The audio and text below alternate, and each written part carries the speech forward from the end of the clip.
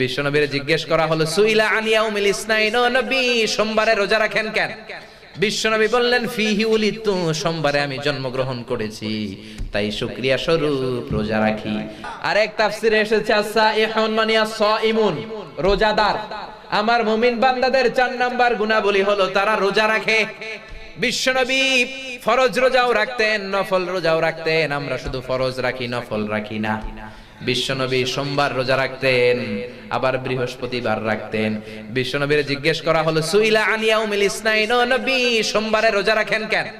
বিশ্বনবী বললেন ফিহি উলিদতু, সোমবারে আমি জন্মগ্রহণ করেছি তাই শুকরিয়া স্বরূপ রোজা রাখি। তার মানে বিশ্বনবীর জন্মদিন যদি পালন করতে চান, রোজা রেখে শুকরিয়া করবেন কার? আল্লাহ। কিন্তু আমরা রোজা রাখি না, নবীর সুন্নাত মানলাম কই?